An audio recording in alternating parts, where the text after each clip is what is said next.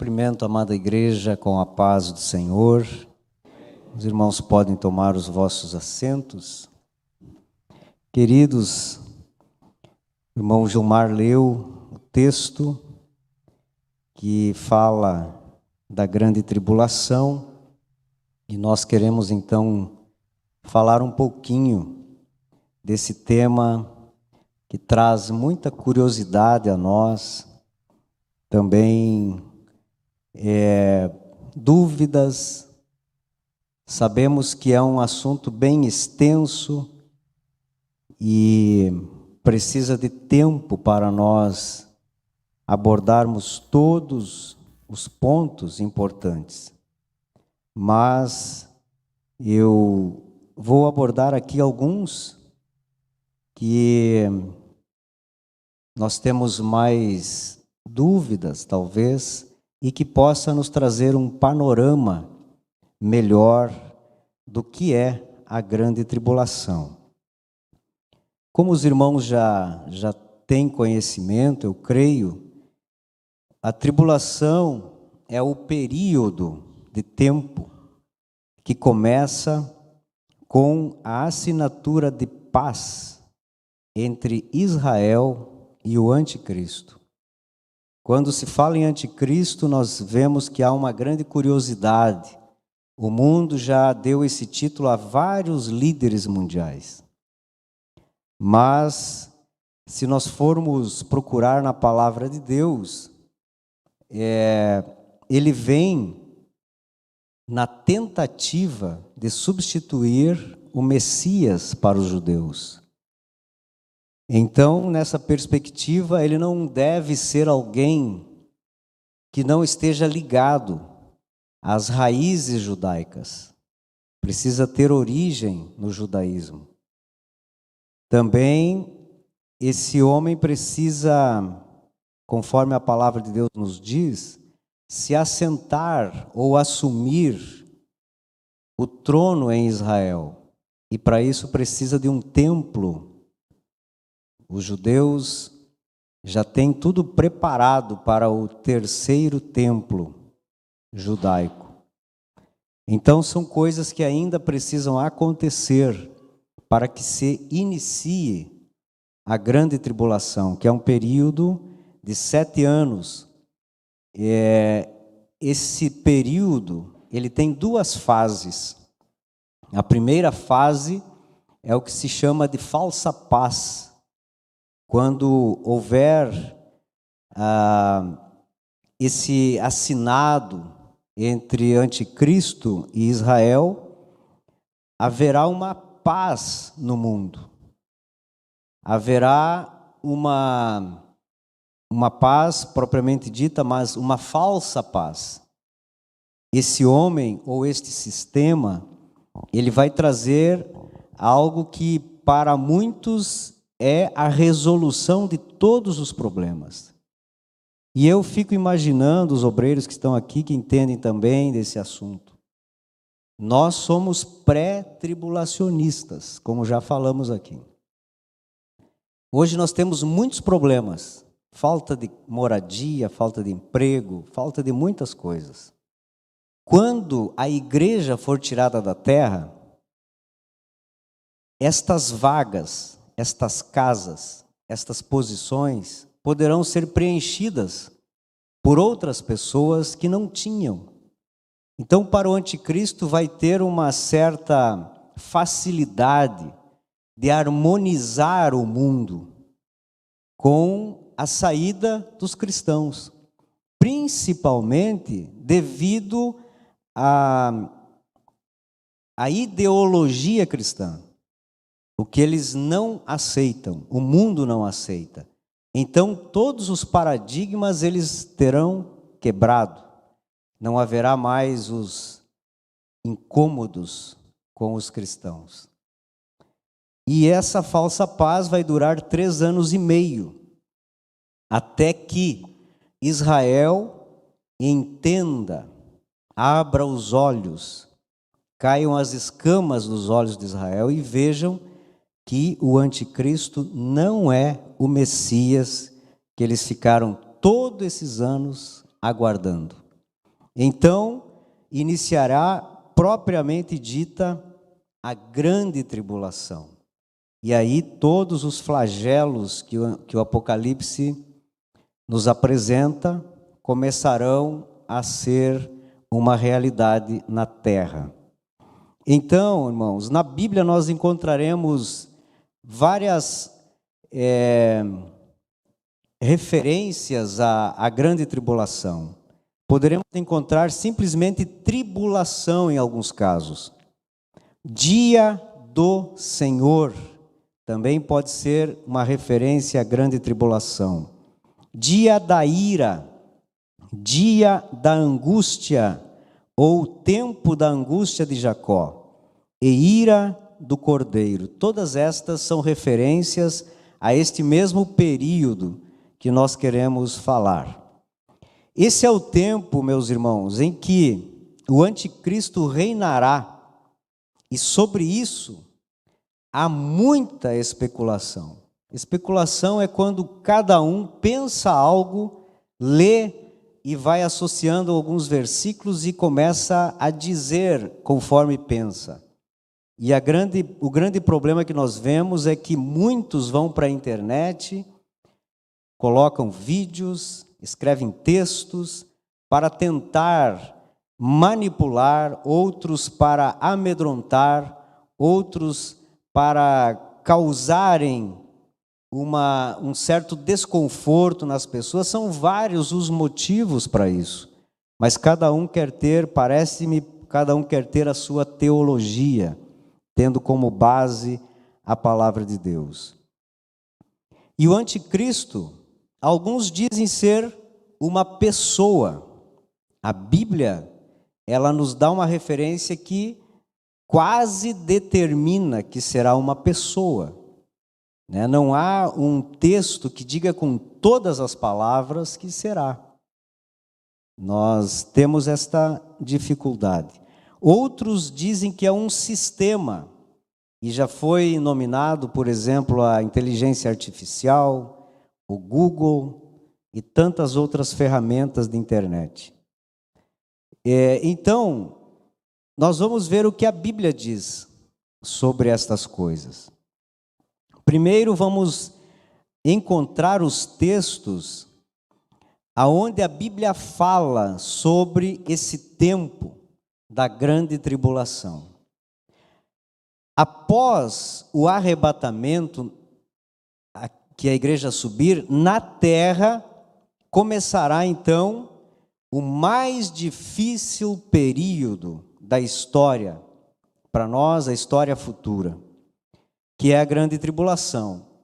Um período em que o justo juiz manifestará a sua ira contra os ímpios e adoradores da besta.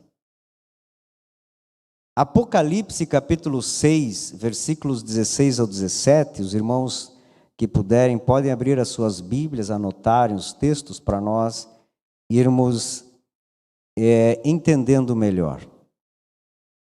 Esse texto de Apocalipse 6, 16 em diante diz assim: E disseram aos montes e aos rochedos: Caiam sobre nós, e nos escondam da face daquele que está sentado no trono e da ira do Cordeiro. Porque chegou o grande dia da ira deles, e quem poderá subsistir? Quando nós entendemos esse texto, irmão, nós podemos imaginar, antes desses versículos está uma referência como se o céu fosse enrolado, e temos a imaginação de que poderá ser visto o trono de Deus, porque eles dizem assim: caiam sobre nós os rochedos. Nós queremos morrer porque eles querem se esconder da face de Deus que está sentado ao trono. E a Bíblia diz que os olhos de Deus são como chama de fogo, que ela entra no profundo da alma. Eu creio, irmãos, que este olhar de Deus para a humanidade expõe os pecados, as imoralidades deles. E eles não podem suportar o olhar de Deus dos céus para a terra. E quem são estes que estão dizendo para que caiam os montes sobre eles? O versículo 15 responde: os reis da terra, os grandes, os comandantes, os ricos, os poderosos, e todo escravo e todo livre. Aqui todas as classes são mencionadas, todos os segmentos são mencionados. Sejam pessoas que estão sobre outros, sob lideranças mundiais, como reis, os grandes, aqueles que se acham como homens que têm poder para fazer muitas coisas. Os comandantes, aqui traz mais para o lado da força, dos exércitos, os ricos, os poderosos, mas também todo o escravo, todo o pobre, todo o livre. A Bíblia mostra, meus irmãos, que não há acepção de pessoas, tanto para a salvação, quanto para a ira de Deus que vai ser derramada sobre a terra. Hoje nós temos a graça que está à nossa disposição. Qualquer pessoa pode receber a salvação, mas na grande tribulação não haverá aqueles que poderão burlar a ira de Deus, ou que terão alguma saída diferente daquela que nós temos hoje, que é o arrependimento dos seus pecados e a aceitação de Jesus Cristo como Salvador. Então não importa a classe social, a posição não importa, a ira será derramada sobre todos que recusam e que recusarão o evangelho da salvação. Ontem, mais uma vez, ouvi aquele vídeo de um pastor famoso, falando que não acredita em um Deus amoroso que vai permitir que os seus filhos, ele usa essa expressão, cozinhem, fritem no inferno por toda a eternidade. Mas eu creio que provavelmente ele não leu esses textos que nós estamos aprendendo. Porque o Deus amoroso, ele não quer forçar ninguém a conviver com ele se não quer. É simples. Então, quando uma pessoa não quer Jesus, Deus não quer forçá-la. E isso é amor. Então, ele vai para onde ele decidir, porque nos dias em que vivemos, nós sabemos, a humanidade sabe, já está nu e patente diante dos olhos de todos nós, de toda a humanidade, que só há dois caminhos. Não há ignorância sobre esses assuntos. Então, a decisão é exatamente e unicamente do homem. A aceitação da grande tribulação é geral, praticamente. Muito poucos teólogos não creem que haverá a grande tribulação. Existe sim pessoas que leem a Bíblia e dizem, não, isso não vai acontecer. Eu não sei como, que creem em uma parte da Bíblia e em outra simplesmente ignoram. A Bíblia é a palavra de Deus. E se foi escrito, nós precisamos entender e aplicar na nossa vida. A divergência maior está no fato da participação da igreja ou não. Como nós já falamos na terça passada, a igreja, o nosso entendimento assembleiano pentecostal, é que a igreja não vai passar pela grande tribulação. O evangelista Gilmar leu 1 Tessalonicenses 5 e 9. temos também Apocalipse 3:10 e outros tantos textos que falam sobre isso. Eu não vou defender essa tese aqui porque eu creio que é um ponto definido para nós assembleianos. Portanto, meus irmãos, como somos pré-tribulacionistas, nós entendemos que a igreja não vai passar por esse momento, estará nos céus, naquele período que falamos na terça passada, no tribunal de Cristo e nas bodas do Cordeiro. Portanto, os textos que nos mostram que realmente haverá esse período, ele inicia lá no Antigo Testamento, Deuteronômio 4:30, depois nós temos Deuteronômio 31:4, Isaías 3:9, esse texto eu vou ler que diz assim: Eis que vem o dia do Senhor, dia cruel, com ira ardente e ardente furor, para fazer da terra uma desolação e exterminar dela os pecadores. Esse é o dia do Senhor, que refere-se à grande tribulação. Isaías 34:8, Jeremias 30 e o verso 7 também é um texto interessante que diz assim: que grande é aquele dia, e não há outro semelhante. É tempo de angústia para Jacó, mas ele será salvo dela. Jacó, referência ao povo de Israel. Também temos Joel 1:15, Daniel 12:1, Ezequiel 20:33 até o 37. Mas Joel 1:15 diz assim: Que dia, porque o dia do Senhor está perto, e ele vem como destruição da parte do Todo-Poderoso. Então, são muitos textos que nós encontramos que a grande tribulação será uma realidade. Também no Novo Testamento, Mateus 24:1, porque nesse tempo haverá grande tribulação, como nunca houve desde o princípio do mundo até agora, e nunca jamais haverá. Apocalipse 3:10 diz assim: Você guardou a palavra da minha perseverança. Aqui João está escrevendo o que Jesus pediu a escrever para a igreja de Filadélfia. Por isso, também eu o guardarei da hora da provação que há de vir sobre o mundo inteiro, para pôr à prova os que habitam sobre a terra. E depois temos Apocalipse 7:14, Apocalipse 6:9 ao 11, Apocalipse 13:7 ao 15, e outros que nós poderíamos encontrar.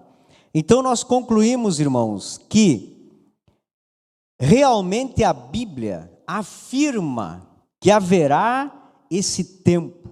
Desde o Antigo Testamento nós temos referências a isto.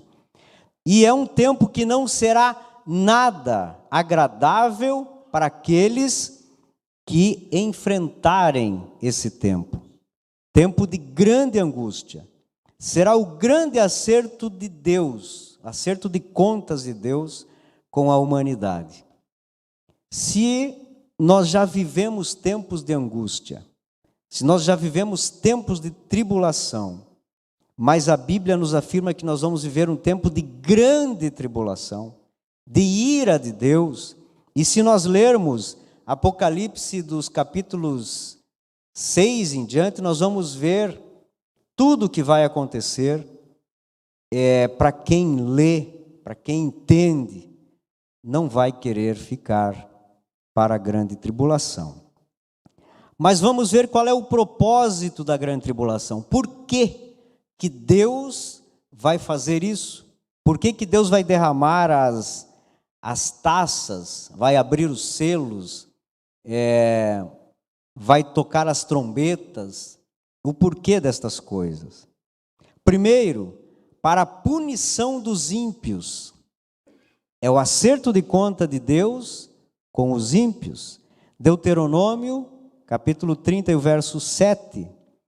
O Senhor, seu Deus, porá todas estas maldições sobre os inimigos de vocês e sobre aqueles que os odeiam e os perseguiram. Deus está fazendo uma promessa ao povo de Israel, que todos aqueles que colocaram maldições sobre eles agora serão retribuídos, os inimigos do povo de Deus. Então, nós vemos que Deus punirá os ímpios, os inimigos do povo de Israel. Isso está previsto desde o Antigo Testamento, provando que Deus de antemão já tinha tudo traçado, tudo organizado. E que aqueles que forem marcados com a marca da besta e que blasfemarão contra Deus, serão punidos por Deus. Assim, o Senhor preparará o mundo para que na sua volta, depois da grande tribulação, que vem com a igreja, trazer o em todo o mundo, este evangelho do reino atingirá 100% da população que permanecer na terra. O contrário dos tempos em que vivemos, porque hoje muitos povos não são alcançados pelo evangelho. Ainda há muitos lugares que não conhecem a Jesus, não conhecem uma Bíblia, que nunca foram evangelizados, principalmente na janela 1040, onde há uma necessidade muito grande de missionários. E entende-se que nesta era o evangelho não chegará a todos, mas na grande tribulação, sim, chegará a todas as nações, todos os povos não alcançados, e será pregado o evangelho do reino. O evangelho do reino é o evangelho que prepara as pessoas para o reino milenial. Hoje nós estamos pregando e recebemos o evangelho da graça, o evangelho de Jesus Cristo. É o mesmo evangelho, apenas na grande tribulação este evangelho do reino é o evangelho que prepara os homens, a humanidade, para esse novo reino milenial. Em Mateus 24:14 está escrito esse texto: e será pregado este evangelho do reino por todo o mundo, para testemunho a todas as nações, então virá o fim. O evangelho do reino será pregado por quem? Primeiro, pelos 144.000 judeus selados e pelas 2 testemunhas e por anjos. Aonde está esse texto? Apocalipse 14:1 fala sobre os 144.000. Olhei, e eis que o Cordeiro estava em pé sobre o monte Sião. Com ele estavam 144.000, que tinham escrito na testa o nome do Cordeiro e o nome do seu Pai. Depois nós vamos falar um pouco mais sobre esse texto. As 2 testemunhas, Apocalipse, capítulo 11, o verso 3. Darei autoridade às minhas 2 testemunhas para que profetizem durante 1260 dias, vestidas de pano de saco. Vamos falar também um pouco mais adiante.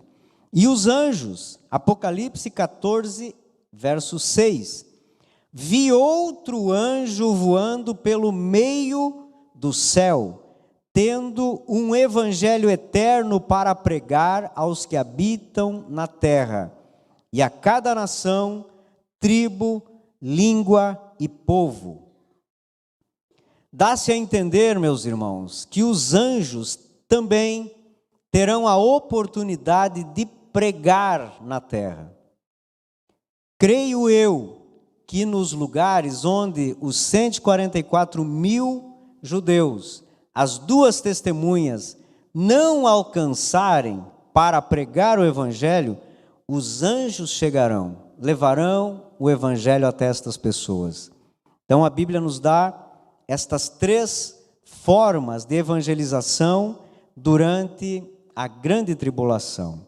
E por final, o último propósito da grande tribulação é a preparação do povo de Israel. Até o final da grande tribulação, devido a esse pacto que eles farão com o anticristo, depois reconhecerão que não era o Messias, ocorrerá a conversão de Israel. O povo que matou o Messias, que não aceitou o evangelho de Jesus Cristo, agora reconhecerá Jesus como o Messias esperado. Ezequiel, capítulo 20, o versículo 34, diz assim: vou tirá-los do meio dos povos e congregá-los nas terras por onde vocês foram espalhados, com mão forte, com braço estendido e derramado furor. Cristo vem no final da grande tribulação para reunir novamente os judeus, porque eles estarão espalhados devido à guerra, fugindo da mão do anticristo, que vai lutar contra eles. Estarão em guerra e sem condições de vencer. Nós já vimos nas guerras que Israel está envolvido e foi envolvido há tempos atrás, que é um país pequeno. Deus sempre tem o livrado da extinção. Nos tempos de Hitler, 6 milhões de judeus foram mortos, mas Deus manteve os judeus. Em 1948, foi quando Israel novamente se tornou um estado, um país, mas com um pequeno território. Mas Deus os mantém. Ninguém, nenhum país, mais forte que seja, não consegue derrotar Israel. E quando o anticristo pensar que vai derrotar Israel, então Cristo aparecerá e defenderá os seus filhos. Zacarias capítulo 14, o versos 4 e 5 nos mostra como será este livramento do povo de Israel.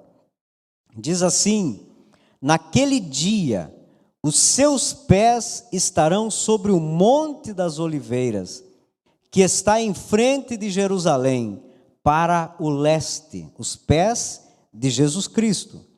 O monte das oliveiras será fendido pelo meio, do leste ao oeste, formando um grande vale. Metade do monte se afastará para o norte e a outra metade para o sul. Vocês fugirão pelo meu vale, entre os montes, porque esse vale chegará até Azal. Sim, vocês fugirão como fugiram do terremoto nos dias de Uzias, rei de Judá. Então virá o Senhor, meu Deus, e todos os santos virão com ele.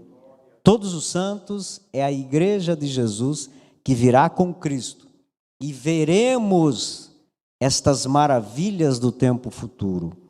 Então, queridos irmãos, o propósito da grande tribulação é a punição dos ímpios, é o evangelismo mundial e a preparação de Israel para encontrar o Messias.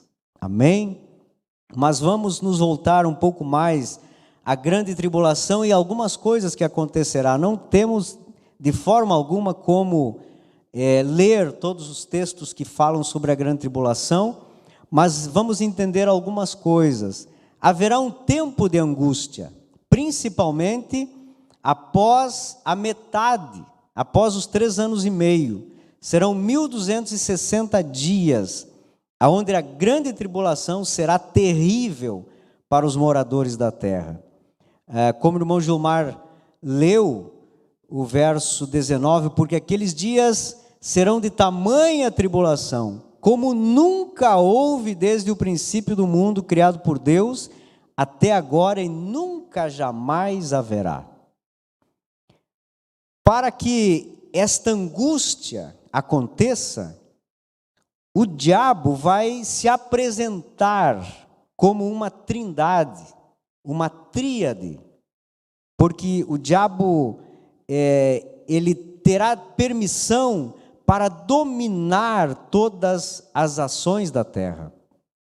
E então, para tentar copiar, porque o diabo sempre teve vontade de ser Deus, e Deus é uma trindade, Pai, Filho e Espírito Santo. O diabo vai fazer uma mistura para tentar ludibriar a humanidade. Quando a igreja sair do mundo, que é o sal que tempera, que conserva, quando a luz que ilumina as trevas não estará mais aqui, na terra, por isso o mundo ficará em plenas trevas, e sem o sal que conserva, então o mundo entrará em uma putrefação moral e espiritual, porque a igreja já não está mais aqui. Não haverá como as trevas serem iluminadas pela luz. Será um tempo de angústia. Então o diabo será precipitado das regiões celestiais aonde está atualmente. Efésios 6:12 nos diz aquele versículo que já é conhecido: porque a nossa luta não é contra o sangue e a carne, mas contra os principados e as potestades, contra os dominadores deste mundo tenebroso, contra as forças espirituais do mal. E aonde eles estão? Nas regiões celestiais. Mas na grande tribulação, o diabo e os seus anjos, as hostes e demônio, serão precipitados à terra. E eles terão permissão e liberdade para agir entre os homens. Logicamente, Deus está no controle de todas as coisas.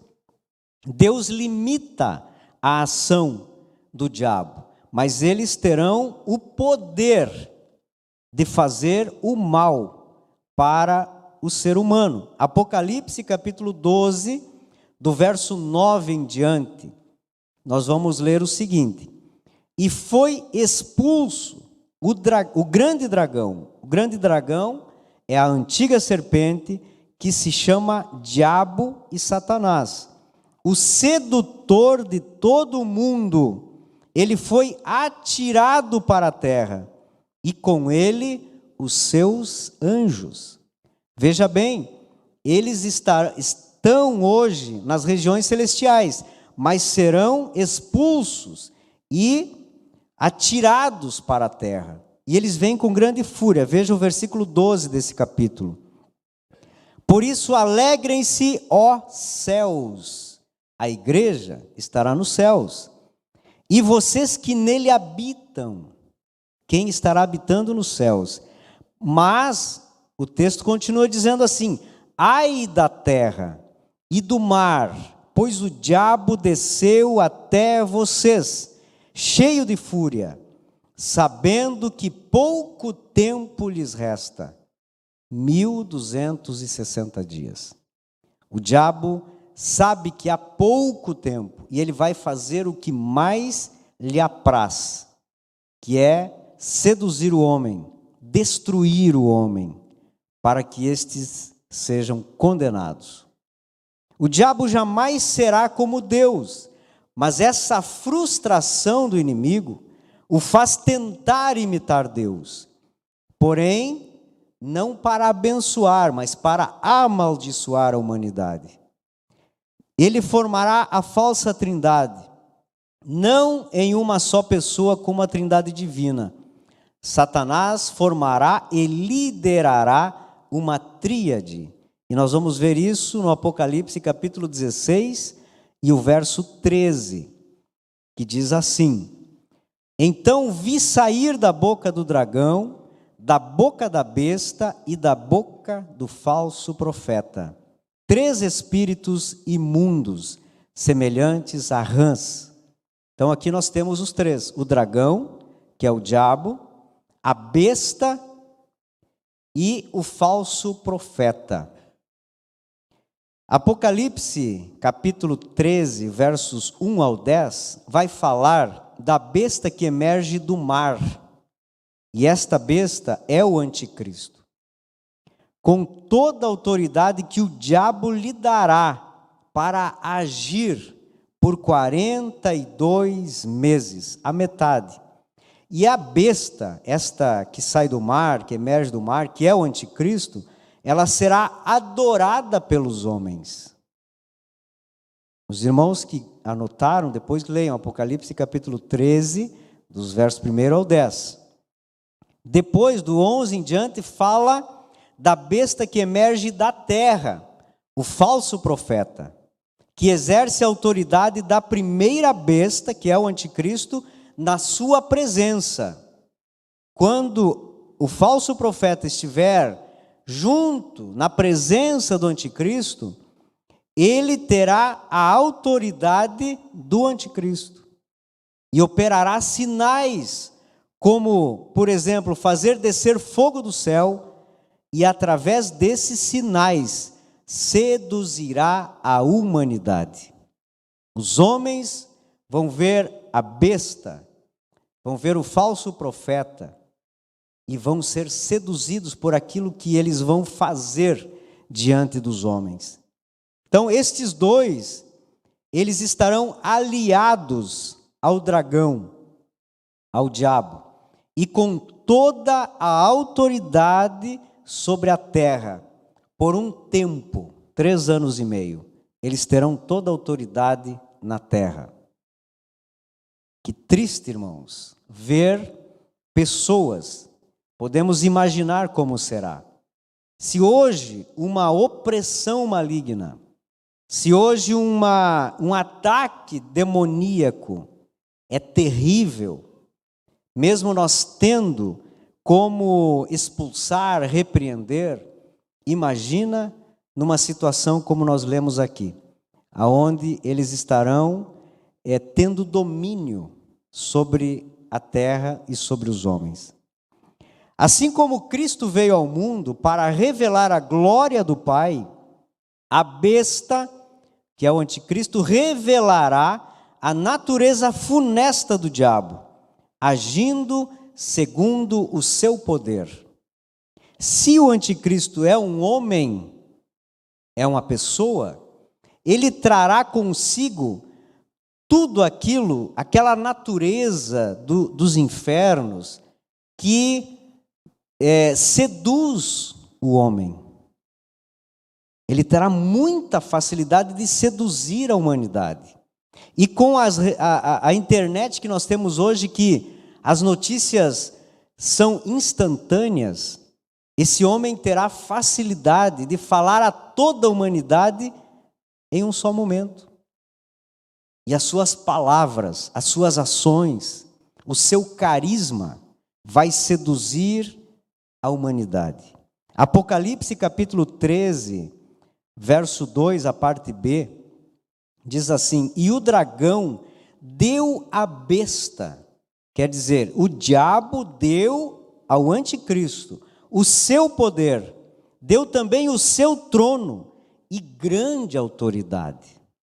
O diabo, o dragão, vai ficar por trás, mas quem vai aparecer para a humanidade será o anticristo. E da mesma forma que o Espírito Santo convence os pecadores e glorifica a Jesus, o falso profeta induzirá todos a adorarem o anticristo. Apocalipse, capítulo 13, verso 12, parte B. E faz com que a terra e os seus habitantes adorem a primeira besta. O falso profeta convence os moradores da terra a adorarem ao anticristo com muita facilidade. Então, o mundo estará dominado pelo mal, terá autoridade e tempo pré-determinado por Deus para que os infernos, o diabo e todos os seus asseclas, façam tudo o que podem para seduzir a maior quantidade de pessoas que adorarão ao anticristo. Queridos, uma informação: eles não serão forçados a adorar ao diabo. Assim como nós não somos forçados a adorar a Deus. Serão induzidos através daquilo que ouvirão. Ouvirão que este homem, este sistema, é a salvação do mundo que está em caos. Se apresentarão estes homens como salvadores da pátria. Se colocarão e dominarão as mentes e os corações daqueles que se recusarem a aceitar a verdade. Aqueles que se recusarem a aceitar Cristo serão seduzidos a aceitar tudo o que o anticristo falar. Exemplos: quem optar por não receber a marca passará fome com a sua família. Quem resistirá, como exemplo, uma vaga de um bom emprego para não ver a sua família em necessidade? Serão seduzidos. Se você não marcar, você não pode trabalhar aqui. E se você não trabalha, você não tem dinheiro. E se você não tem dinheiro, você não pode comprar. E a tua família vai sofrer. Que situação estarão os pais? Mas, para desfrutarem de tudo isso, precisarão receber a marca da besta, que a Bíblia fala. Na grande tribulação, só há uma forma de comprar, de vender, de trabalhar, mediante o sinal, o nome ou o número da besta. Somente o número é revelado na Bíblia. Quanto ao nome e ao sinal, não há maiores informações, mas o que nós temos está em Apocalipse, capítulo 13, verso 16 em diante.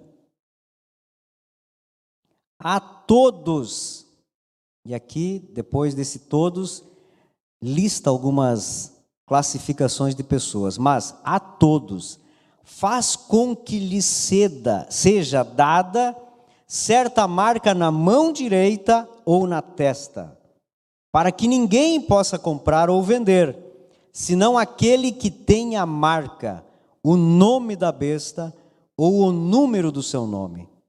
Aqui está a sabedoria, o versículo 18. Aquele que tem entendimento, calcule o número da besta, pois é o número de ser humano, e esse número é 666, 666. A igreja não estará aqui para receber esse sinal. Por isto, é uma marca para aqueles que forem convencidos pelo falso profeta. O falso profeta não vai prender pessoas e marcar as pessoas à força. Eles serão convencidos a serem marcados. Ele vai convencê-los que o anticristo é o salvador do mundo. O sinal separa estes como adoradores conscientes de Satanás. Eles serão conscientizados. Eles terão o direito de escolher. Eles farão isso com liberdade. Quando nós aceitamos Jesus, nós recebemos o selo do Espírito Santo. E permanecemos com esta marca até o arrebatamento. Na grande tribulação, os adoradores do diabo também receberão uma marca e aceitarão conscientemente, provando mais uma vez o livre arbítrio do homem, porque até na grande tribulação haverá oportunidade para a salvação. Por muito tempo, a Assembleia de Deus entendeu que não havia salvação após o arrebatamento. Mas nós vamos ver aqui que há um texto que nos mostra essa diferença. Então, os que não foram arrebatados e ficaram para a grande tribulação, Deus dará mais uma oportunidade. Entretanto, será muito difícil. Se hoje nós temos muitas dificuldades para nos manter fiéis a Deus, enquanto o Espírito Santo mora em nós, nos auxilia nesta caminhada, Deus nos fortalece todos os dias e nos defende das astutas ciladas do diabo. Imagina em um tempo em que não haverá este auxílio. Será que vale a pena tentar uma outra oportunidade, se hoje a oportunidade é pela graça? Além disso, os poderes do mal estarão multiplicados, potencializados e atuando em uma escala nunca vista. Se você ler Apocalipse 9, do 6 a 11, você vai entender. Anota esse texto aí. Mesmo assim, a salvação será possível, conforme nós vamos ler Apocalipse capítulo 7, versos 9 em diante, que diz assim: depois destas coisas, vi, e eis grande multidão que ninguém podia contar, de todas as nações, tribos, povos e línguas, em pé diante do trono e do Cordeiro, vestidos de vestes brancas. E vestes brancas são salvos. Um dos anciãos, o versículo 13, um dos anciãos tomou a palavra e me perguntou: quem são e de onde vieram estes que estão vestidos de branco? Respondi: o Senhor sabe. Então ele me disse: estes são os que vêm da grande tribulação, que lavaram suas vestes e as alvejaram no sangue do Cordeiro. Versículo 16: jamais terão fome, nunca mais terão sede, não cairá sobre eles o sol, nem qualquer outro calor forte. Esse versículo 16 relata uma parte do que estas pessoas passaram para chegar aos céus. Passaram fome, sede, e o sol, que a Bíblia diz no Apocalipse que ele foi aumentado o seu poder, ou qualquer outro calor forte, eles nunca mais sentirão. Então, prova que eles vêm desse período da grande tribulação. Passaram fome, passaram sede, foram talvez queimados pelo sol e por outro calor forte, mas venceram. Concluímos que será muito difícil a salvação, pois será um tempo de angústia, de grande tribulação. Os juízos de Deus serão derramados sobre os adoradores da besta, conforme os capítulos 6, 7, 8 e 9 do Apocalipse. Mesmo assim, estes não se arrependerão, aqueles que foram marcados.